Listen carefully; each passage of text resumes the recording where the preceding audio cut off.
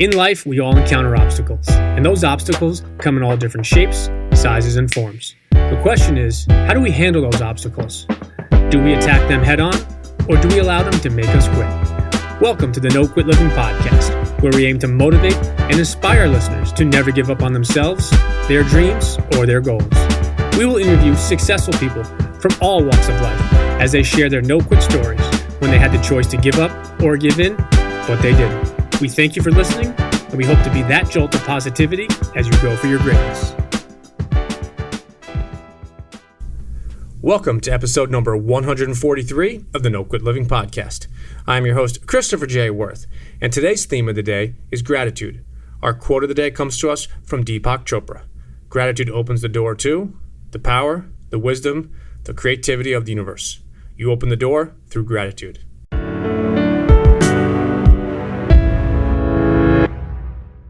Today's episode is sponsored by the good people over at West Fair Communications, who publish the Westchester County Business Journal and the Fairfield County Business Journal. These newspapers do a wonderful job in covering all aspects of the business world within two of the most influential markets in the New York metropolitan area. You can also take advantage of their daily news feeds, which keep track on the companies and thought leaders in these important regions. For more information, take a look at www.westfaironline.com. Trust me, once you start reading, you won't quit.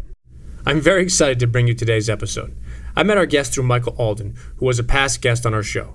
After just celebrating his first year of sobriety and also releasing his first book, I'm honored to introduce you to Jason Hyland. Today, Jason shares his story very open and honest with us, and I hope you enjoy today's episode. Jason, I'd like to welcome you to the No Quit Living podcast. Thank you very much, Chris. It's an honor and pleasure to be on. I appreciate it. So the first question I ask everybody is, are you ready to bring it today? Absolutely. I knew you'd say that. So the number one objective of our show is to both motivate and inspire listeners to never give up. I was curious if you had either a no-quit story yourself or a challenging time in your life that really tested you, but you kept on going and didn't quit. Yeah, really to bring it to the forefront as to how yourself and I got in touch is because of my past with drugs and alcohol. As an addict and an alcoholic, I had no choice but either to quit in regards to trying to get help and just give in and give up, or actually do whatever it took to win the battle per se. And it's something I am striving to do on a daily basis, getting better and healthier on a daily basis. And it was very close to where my life was lost because of that. And I had those two choices, either to give up or to get going. I think it's very impressive that you've done and you made the decision, and that is how we connected. We connected actually via a former guest of mine, Michael Alden, who is a good buddy of mine, and I know obviously a good buddy of yours. But I have a very, candid question for you, and I know in our country that there's a big issue with drugs and alcohol, and it gets to the point for a lot of people where they have that choice and the dead end road where you can go left or right, and one side is giving up, and the other one is getting after it. What was it during that time where you were able to? Did you have somebody in your corner, or were there many people? But what got you to the point where you are today? Because I think it's remarkable what you're doing. That's the $1 million question, because it is really hard to describe the events that unfolded on July 23rd, 2017, and then the 24th, which is my actual sobriety date, when I walked into detox. And really, all I can say is something happened that was bigger than me, that took over and said, this is going to be it. I knew wholeheartedly that the 23rd I would have my last drink, I would take my last drug, and that would be it. From that point on, it was a mission that I've been on to do whatever it takes to assure that I never went back to the life that I was living. I could never go back there. So I walked into that detox and then into the rehab thereafter with the attitude of, tell me what to do to assure that I never do go back. I will do whatever you tell me to do. I will shed as many tears as possible, because I know no pain that I will ever go through again will be worse than where I was. So I was willing to do literally whatever it takes. And when I got into a 6-month rehab after a month in detox, they interview you, because there's a long waiting line to get into this place in Newburyport called the Link House. And the main question that they always end with is, are you willing to do whatever it takes to stay clean and sober one day at a time? And I was. There was just, no matter what I had to do, I was willing to do it, and I still am to this day. And that, that's what really is bringing me to podcasts like this, and bringing me be able to share my journey and my story and my truth, because I don't want to ever go back there, obviously, but more importantly, I don't want anyone else to have to be in the shoes that I was wearing last year at this point.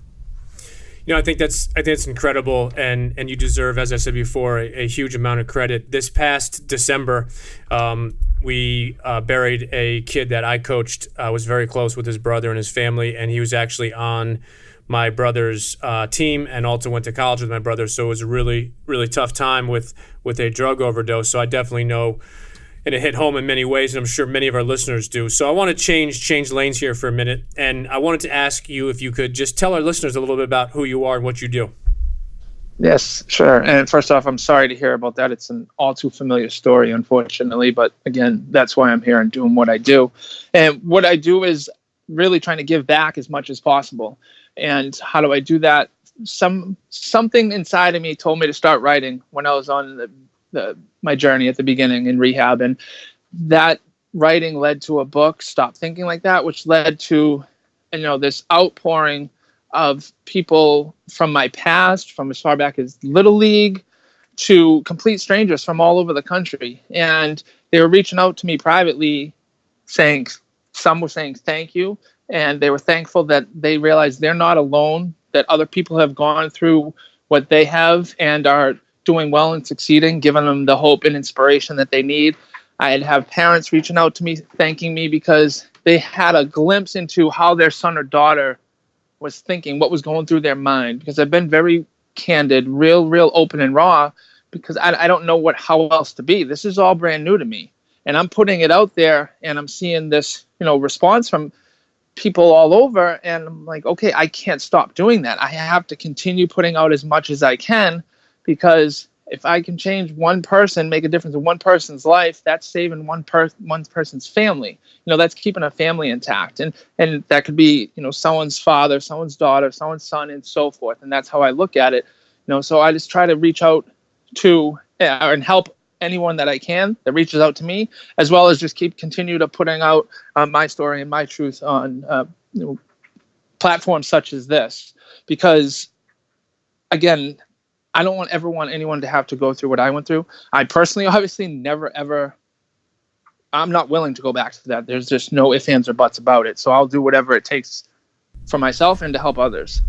Just listening to you speak just reminds me of a former guest of ours, a gentleman by the name of Bill Mitchell, who's a very good friend of my father's. He's like a second father to me. He was on our show, this is back in July of 2017, and I believe he just passed his 28th year of sobriety. He had a major issue with drinking, and one of the things he does, and I have met so many of the people that he does, is he doesn't ask somebody that he's helped to financially pay him back or to make a donation or to do something.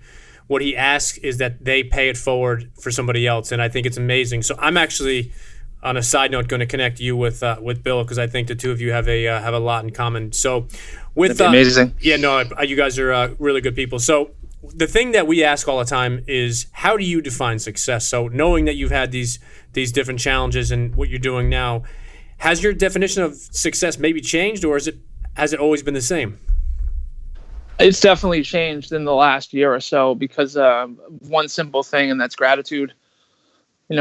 Before I got help, and even when I was stuck in addiction, before that, I'm not gonna lie, it was a lot of the materialistic things. How much money can you make? What goodies can you have, to make you look like you're doing well? And financially speaking, it is good to have money, obviously, and not have the worries, financial worries. I get that 100%. But what I realized is, today now, I don't have nearly as much as I ever have in regards to material stuff or financial success, so to speak. And I've never been happier. And so success to me now is just being able to wake up with a smile. It's very simple. Being able to wake up and knowing that I can make a difference in someone else's life, even if it's a very small part. So even though I'm nowhere near where, I thought I would be when I was graduating college, by the time where I'm now 35, I know that it's still just begun for me. This is just the tip of the iceberg in regards to where my life is going and how successful I can be. So to really bring it all together, success has nothing to do with how much money's in your bank account, how many cars are in your driveway. Success to me is are you happy in life? Are you a happy individual no matter what surrounds you? Do you wake up happy and willing to inspire others? No, I think that's a great definition. That question to me is always so interesting because it's open-ended. It's not a yes or no question. It's getting into that person. So I really appreciate you opening up on that. I think I might know the answer, but if you had to define yourself and you can only do it in one word, what would that word be? I'm curious to know what your answer was first. I was going to say gratitude. Yeah, grateful. Absolutely. You hit it right on the head. Grateful is everything to me, as I mentioned upon the first thing of thinking about success. I'm so grateful just to be able to breathe today, because I shouldn't be. I really shouldn't. After everything I put myself through and put my body through, let alone putting other individuals' safety in jeopardy, I'm grateful that I have this moment right now. I didn't tell you, but I'm a mind reader, so I actually knew that you were going to say gratitude or grateful. Fair enough. So one of the things we ask is, as we're always looking to improve different things for our listeners and give them different things to think about. So I was curious if you have either a morning or a daily ritual that you swear by. Yes, and I'm not going to lie, it's kind of got off track a little bit since I graduated from the rehab program February 23rd. And one thing that program taught me is structure. And that is something that I seriously lacked the last couple of years of my life before I finally, got the help I needed. And that structure led me to do things that I never did before. I would always try to emulate the people who I saw doing well when I was out in the community of Newburyport, where it's a big AA community, and at the meetings, I would try to, I would seek out the person who I could see they had that success. Okay, they were happy, and I would want to follow their path and hear what they were doing. And one of the big things was writing a gratitude list. I learned of it early on in my recovery when I was still in the detox, and I just it doesn't make any sense. You're going to wake up and write what you're grateful for, and all of a sudden you're going to have a good day. But once I started doing it, things changed, really, really changed. And I would always be grateful for 3 specific things: my parents, and my dogs, and another day. But then I started becoming, as I meant, grateful for brushing my teeth, something I absolutely rarely did, maybe once every few days, taking a shower, just taking care of myself, taking my dogs for a walk, things like that. So writing that gratitude list, I started remembering those things and getting appreciative of the things that I want in my life, as little as minute as they may be, that I want back in my life. So writing that gratitude list is something that every morning I would wake up and first thing before I got out of bed, I'd write it. I do it still to this day, but it's not on a daily basis, which I need to go back and remember where I came from and what got me to this point of being able to speak on with an individual like yourself. So that part of my routine is an absolute. And then at the end of the night, my higher power, whom I choose to call God, I say thank you for another day clean and sober. And I ask him to look over those that are still sick and suffering. The bookends of my day are an absolute must for me. I love that. It reminds me of a quote that Melody Beattie said, and I think I might have shared it on some of the episodes earlier, but it's gratitude turns what we have into enough. And I think it's just a amazing thing. And like you said, the first time I heard the concept of being grateful in the morning or at night, I felt the same thing. It's kind of like, well, what's it really going to do? But it just almost magically changes okay day into a better day, or a really bad day into a less of a painful day, and it turns those really good days a lot of times into great days. And I think it's just something that we all can do, and it doesn't cost anything. And that's the best part, is literally it could take a minute or it could take 5 or 10 minutes, but we all can do it. And I think if you back in and front load your days on a positive way and turning on the gratitude attitude, I think it just has so much application in so many different ways. Yes, I agree. And you just reminded me of something very important. For my mornings, I make my day. I make my day. I make my bed every morning, no matter what. And in something again, I was taught that we were forced to do at the house I stayed at. But then I started, I brainwashed myself with YouTube, motivational YouTubes, and there were so many of these very successful people, and again, not the riches. They were rich in life, and they were doing that. They were making their bed. And the best explanation I feel that I got from it is, no matter how bad your day may have been, when you go to bed at night, at least you're getting into a freshly made bed. And that was it for me right there. I was like, that makes total sense. I'm going to bed again. I'm going to bed grateful that I'm getting into a freshly made bed, let alone a bed at that. I was going to say the second thing. Sorry, you just mentioned Melody Beattie, and that's really, there's no coincidences.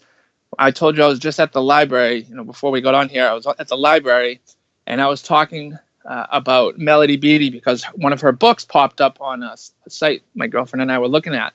And I'm in her room, and she has a book, Melody Beattie, that I'm looking at right now. So there's no coincidences like that.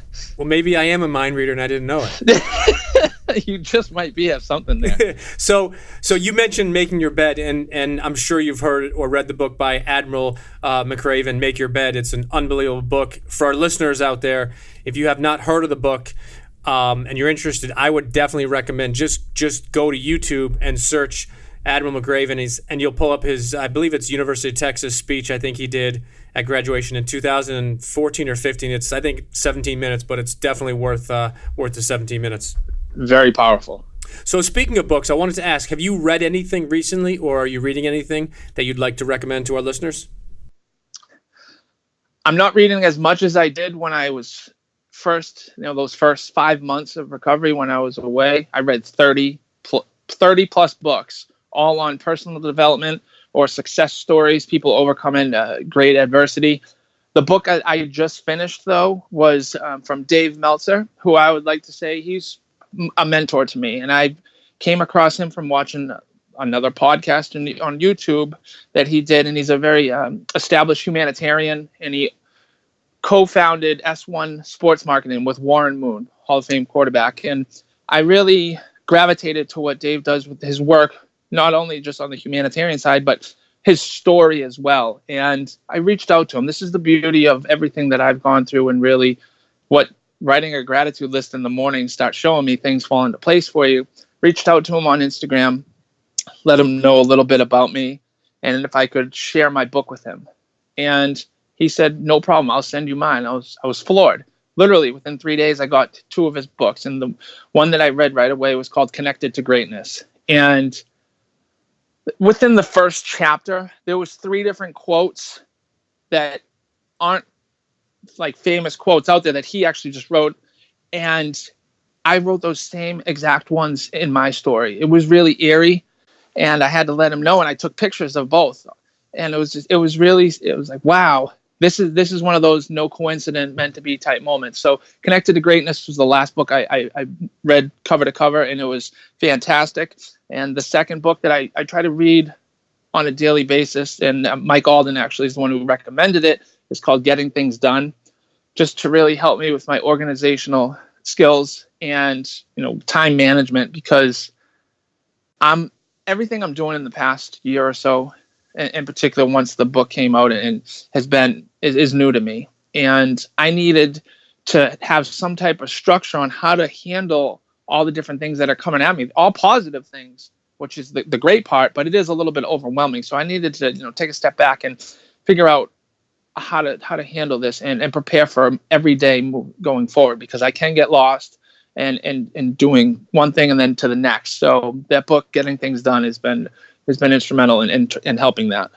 No, it's interesting what people can get from books, and you and I might read the same thing. And the reason I use the word interesting is because we might read the exact same book and we might take things differently. But I always tell people, and the reason I love that question is I actually got that question from a personal mentor of mine, John C. Maxwell, and that's something that he asks everybody that he meets with. He asks them if they're reading anything that they'd like to share, and I've just been introduced to a lot of really good books. Yeah, I actually quoted Maxwell twice in my book. I knew that too, because I read mines. Exactly. So, so assuming the 20-year-old version of yourself would have listened, what would be the one piece of advice you would go back and give to the 20-year-old Jason? That there's always more to be learned. There's always more to be taught. That you don't have all the answers, and it's okay to be vulnerable. And by vulnerable has been a very key cog in my recovery. Once I allowed myself to be vulnerable, it really opened up so much more to me, because it was me telling myself, it's okay that you don't know. It's okay that you don't know how. It's okay that you don't have the answers. That's okay, because no one has all the answers. And becoming vulnerable has been instrumental in my recovery for that reason, that it's just like asking for help as an addict. One of the scariest, the hardest thing to do is just that initial asking for help, because you're going to show vulnerability, which to so many people means you're showing weakness. And to me, I could think it's the absolute antithesis of that. It's showing you're powerful, because you're owning up to who you are. You're owning up to your faults, your flaws, and you're owning up to that you're willing to listen, to learn, to take suggestions. I love the word vulnerable, and I think a lot of my listeners and a lot of people in my circle know that I've been going through some stuff in the past probably 7 or 8 months in my personal life, and I've been vulnerable to a lot of people that have come into my life, and I've created and built some amazing relationships. And it's a really powerful word, because I think most people look at being vulnerable as they're going to be taken advantage of, and it's actually completely the opposite. Is when you're more vulnerable with people, with a job, with a goal and objective, is you really get into it. And some of the best relationships and some of the best things that happen to people is when they really get vulnerable and open up to others. Yeah, I couldn't agree more. It is, like I said, it's been instrumental, a key part of my recovery. So if you could have dinner with anybody, dead or alive, who would it be and why? Oh man, that's really putting me on the spot. It could be easy to say any of the individuals that I've read and learned of in the past year or so, but baseball is what I'm known by, and always been known by, and it's my true love in life. And I have to tell my girlfriend or anyone that gets close to me, listen, baseball's number one. You'll be second, but baseball, the Red Sox are always number one in my life. So with that being said, it would have to be Ted Williams. Would probably be, because not only obviously he's just absolutely the greatest hitter of all time, one of the an amazing athlete, but what he went through during his lifetime, to stop playing for years and come back and still be even better because he went to the war, just the different things that he probably has seen and went through and experienced, and then just talk and shop with him when it comes to hitting. I could just sit there and be a listener, an active listener at that. And so Ted Williams, I would say, would be probably my choice. The last person to hit 400, right? Yep, 406. 406. A buddy of mine actually started a company up in Boston. It's called 406 Ventures. So that's awesome. And I asked him specifically, and he said, yep. He said, I grew up near the Boston area, and that's exactly where it came from. Can I say who it would be, though, living? I would stick with sports. It'd be Tom Brady. Because, having to know what he has to deal with on a daily basis in this, a totally different era of the social media, all the publicity, everything that has to go around it. I can just imagine what it's like to be a day in his life. That would be nice to be in. I'm not going to tell you who I'm a fan of, because I don't think it'll help. I can just imagine, but go ahead. You know what? You made me. Tom Coughlin. Yeah, there we go. Yeah, I respect him, and he's unbelievable at what he does. There's no doubt about it. I don't, there are teams obviously I don't like, and I don't disrespect those teams. Like in particular the Yankees and the Yankees fans. I lived in Tampa for a while, and the Tampa Devil Rays then turned Rays were the warm weather fans of all time. They were all Red Sox and Yankees fans. They started doing good. They all transferred over to the Devil Rays side. And majority of them, though, had no clue about the game. At least when you're talking with a Yankees fan, they know every little fine detail about it, and I respect that. If you know what you're talking about, then you can be a fan of anyone. I respect it. I'm a Mets fan, so we won't go there. lip sealed. There we go. All right, we're going to switch over to what we call our hot seat questions. We're very simple. The only thing we ask is if you just spit out the first thing that comes to mind. Alrighty. All right. What would you choose if you could have absolutely anything for your last meal? It would be a large cheese pizza from a place here in Beverly. Favorite sport? I think I know that one. Baseball, obviously, it's my passion, it's my love. But football, I played, and I was going to play in college. That one day of game day in football is indescribable. But baseball is my true love, like I just mentioned. Favorite team? Boston Red Sox, die hard. All-time favorite movie? I'm really gonna sound like a homer now. Home Alone was like my go-to as a kid. I absolutely loved Home Alone, and I loved, even to this day, on Thanksgiving Eve or Thanksgiving night, it's going to be on, which is great, and I'll watch it every single time. But I like Good Will Hunting. I like The Departed. I like Town. I'm a homer. The one I don't like, though, that was actually filmed on my street is Manchester by the Sea. I did not care for it, and it's funny because that's the one that won all the awards. All right, I'm a huge movie guy, so I got to go with it. You like apples? I got a number. How you like them apples? Exactly. That's all you need. Everyone knows that line. Your favorite book? Stop Thinking Like That, No Matter What, by Jason Hyland.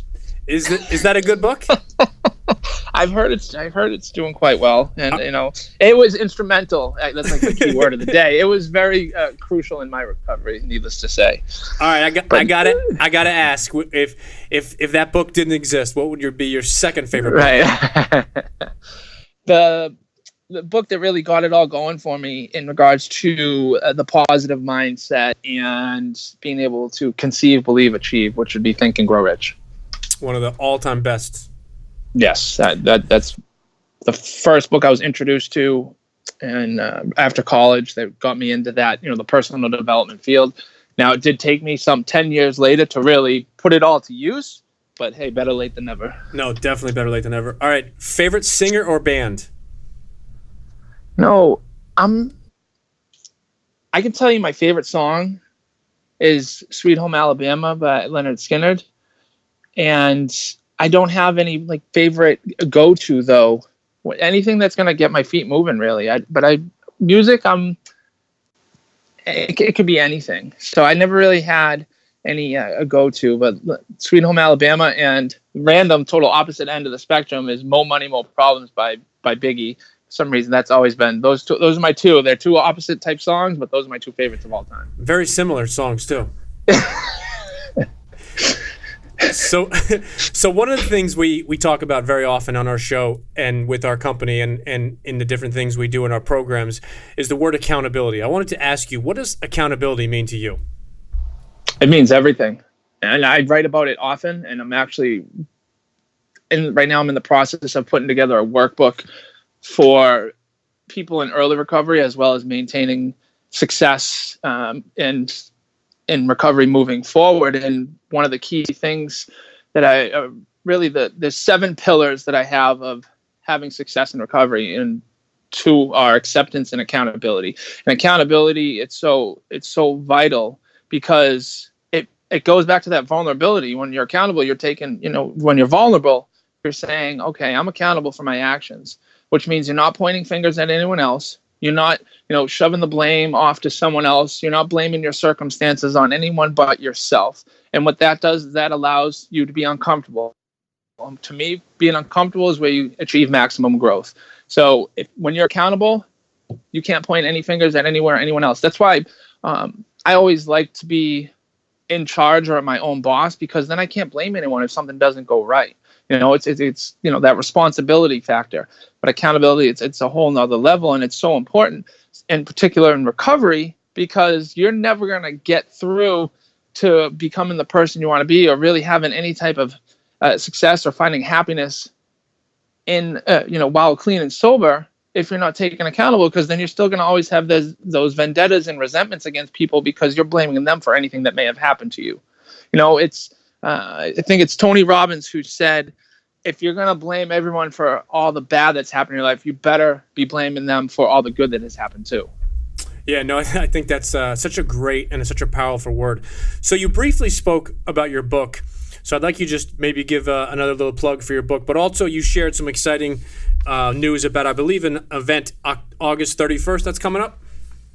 Yeah, so because of the book, Stop Thinking Like That, it's gained notoriety again because it's just I put everything out there on a platter and just said, this is me, this is what I've done, like it or love it. And I feel like I'll take all the stigmas, I'll take all the criticism, that's okay. I'll wear it because I know it's making a difference. And it's early on when people started reaching out to me when I was, putting some of my work out there before it was published, is when I realized this is so much bigger than me. It's much bigger than my journey, my personal recovery. It's much bigger than a book. It's about this epidemic that the country as a whole is facing. And then let's be serious, it's the most serious epidemic right now that there is. And from these strangers reaching out to me and these opportunities that kept falling into my lap, it's like there's something so much bigger working through me to put my word out there to help others. And from that, I would say this is probably the biggest opportunity and platform outside of this podcast right now is on August 31st, it's International Overdose Awareness Day. And it's a day that's celebrated since 2001, celebrated for lack of a better term, I guess you could say. And it's in over 19 countries, 500 cities that have an event put on. The cities, all the major cities, they'll light the sky up purple and silver. If you're in Boston, I'm very familiar with seeing the Zachem Bridge goes purple. And this year, the event's always, and the Boston event is always at Boston Common, which is, basically the backyard or the front yard to the State House. And I got sent a message on Facebook asking if I'd like to speak. And this is that no coincidences thing. The message was sent on a Tuesday. I was away up north in North Conway. I didn't get the message till like Wednesday morning, and I reached out and said, yes, I'd love to. And the lady who messaged me, she said, well, I'm glad you got back to me because I'm on the way to the hearing right now. There's a voting process. I just want to make sure that you'd be okay if we put your name in for the vote. And I was like, yes, anything I need to do, just let me know. Because I told myself, and something that was telling me rather, to not just keep writing, because there were so many naysayers, critics, doubters, people thinking I was just absolutely delusional, saying I was going to write a book when I was only a few months sober. But something was always also telling me to speak, and speak some more. I hated public speaking before all this happened. Now I could go on forever. I would get told to shut up. I spoke too much when I was up in Newburyport at the house because I just love to speak because it's my therapy. It helps keep me sober. So I'll do, like I said, whatever it takes. And the event, though, whatever she needed, I said I would do. However, even if it was just, a brief introduction, I don't care. Put me on that stage, put me on that platform, because I was told through something bigger that I'd write a book and that I'd be speaking at the state level. Well, and I might sound crazy right now, but I sent an email to my mother and to myself saying this was going to happen back in November. Here we are now. The book came out in March on pre-order and became a bestseller within 2 weeks. So that was accomplished. That premonition was accomplished. And the other was that I was going to speak, like I said, at the state level. Well, this occurrence happened in regards to the message. And she sent me in a Facebook message probably 2 hours later saying, congratulations, Mr. Hyland, you've been unanimously voted. Your book has been very well received in the recovery community, and we'd be happy to have you speak. Just today, I found out there's only 8 speakers at this event, and it's a 3-hour event.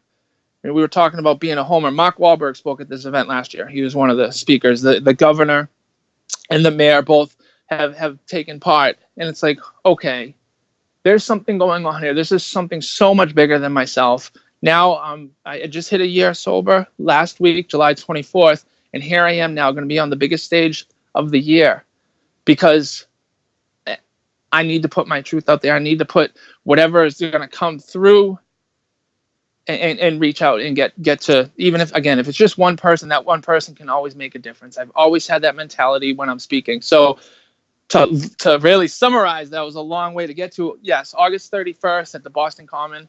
It's a Friday night. I will be one of 8 speakers at the International Overdose Awareness Day.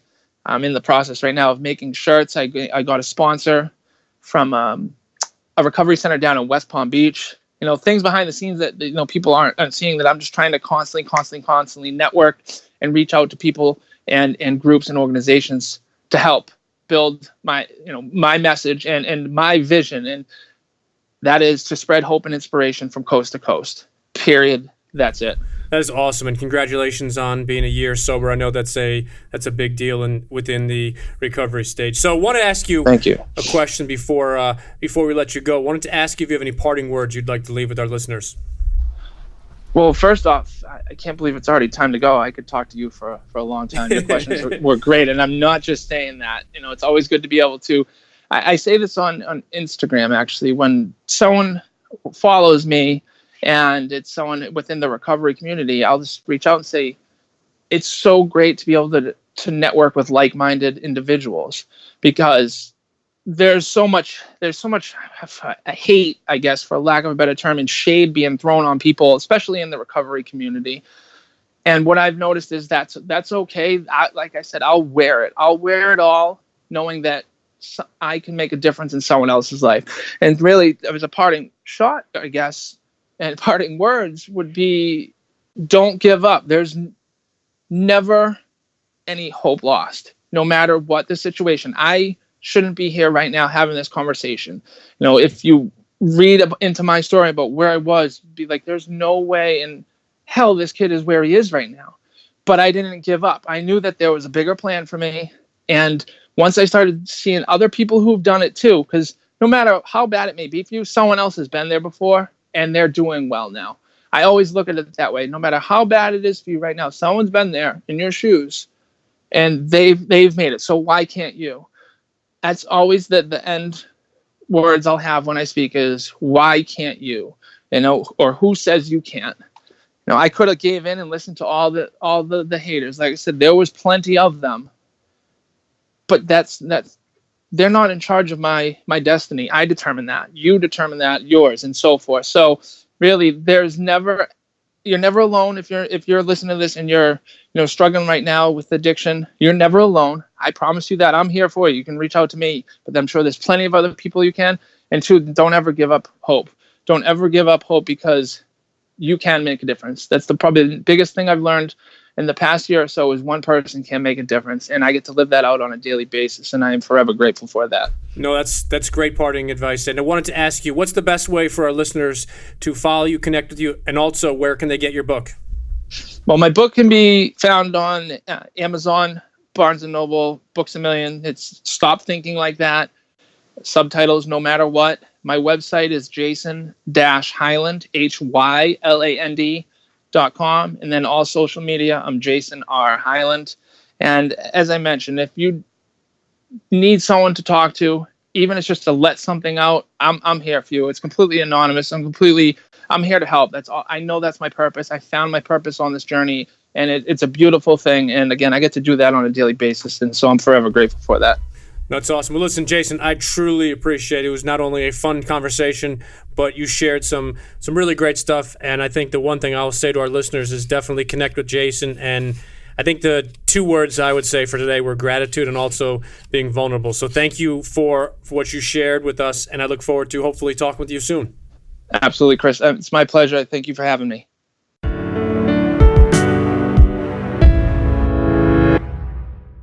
Thank you for listening to episode number 143.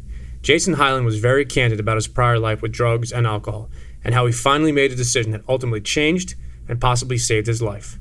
When he spoke about a morning ritual, Jason spoke about how he wakes up each day and focuses on being grateful for who he is and what he has. Some form of gratefulness or gratitude has been a common theme and answer among our guests on their daily or morning rituals. Personally, it's something I try to do each morning and evening, and when I do, I know that I personally feel better about what I do have in my life. Jason's definition of success happens to be one of my favorite answers.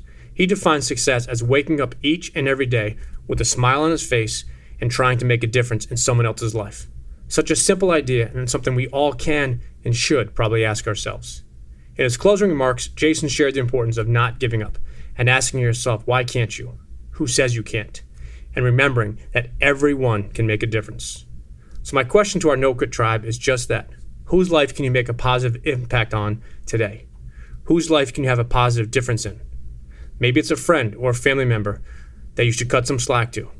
Perhaps it's just reaching out to a friend you haven't spoke to in quite some time. Or maybe even just smiling at a stranger or waiting to hold the door open for someone that's a few feet or few seconds behind.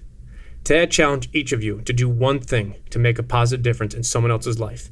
And do it for them, not you. Be genuine, be sincere, and do something for someone else as you go for your greatness. And lastly, to our listeners, thank you. We truly appreciate your time, and we hope our episodes inspire you to keep on attacking life and never giving up. To quote Dr. Norman Vincent Peale, it's always too early to quit.